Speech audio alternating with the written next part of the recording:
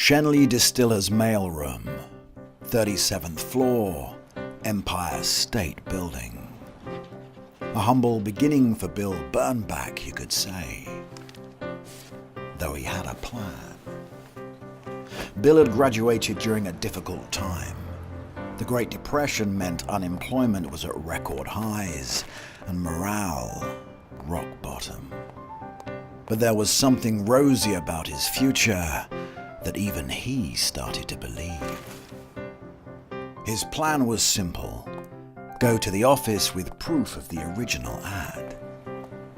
He had barely got a word out before being stopped in his tracks. "What's that book under your arm?" he was asked curiously. "Oh, this," he said. Cahill Gibran. She knew who it was. "You better take a seat." Bill spent a few years working on the World Fair with a maverick called Grover Whalen as a ghostwriter. That sprawling 1,200 hectares across Flushing Meadow was attended by 44 million people and represented the world of tomorrow. It did the same for Bernbach, who fast learnt his real interest, selling products, not people. For him, products didn't argue back or impart their own creative vision. Eventually, he threw in the towel to take a copywriting job at the Weintraub agency, where he was assigned to work with a man called Paul Rand, whose nickname was the Godfather of Design. Here's Paul at the height of his career, famously negotiating for half-time and double pay. Now do you get how good this guy was? The dynamic between them was astonishing, so different, so revolutionary. The pair created together, not separately. It seems so natural now, art and copy together. I often wonder if they knew they were making history at the time. Until they were torn apart. From the newsroom in New York, Teddy Roosevelt has shared that Pearl Harbor has been attacked by the Japanese. They wrought havoc in a sneak sky and sea raid on America's mid-Pacific naval bastion. They have struck first and declared war afterwards.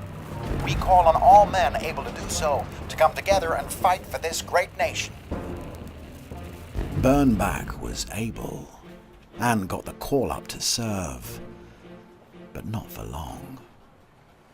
2 months in, and a pulse rate of 148 made him unfit for duty.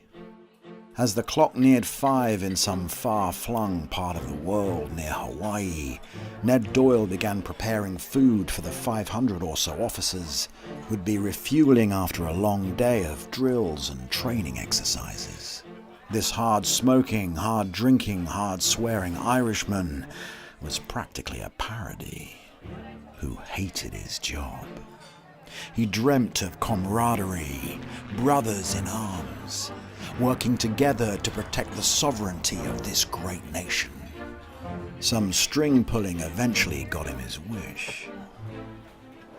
After the war, Doyle worked at Gray, and like Bernbach, developed a deep disdain for the conformity of Madison Avenue. Let me explain this to you with a joke. "What time is it?" asked the client. I don't know. What time would you like it to be?" answered the account executive. Doyle hated this attitude so much, he conjured up extravagant ways of showing clients the door. On the phone, when asked for advice on how to handle a difficult client, he once said, "You go to a store and buy a power mower. Put it in your car and drive to the winery. When you get there, shove it up his ass and turn on the power." The two hit it off when they met. So much so, they decided to join forces and risk it all in the pursuit of an agency whose values they truly believed. And the pair added an old friend and tennis partner in Maxwell Dane to their new company. The three flipped a coin to settle the order of their names in the title. Bernbach said nothing would come between us. not even punctuation.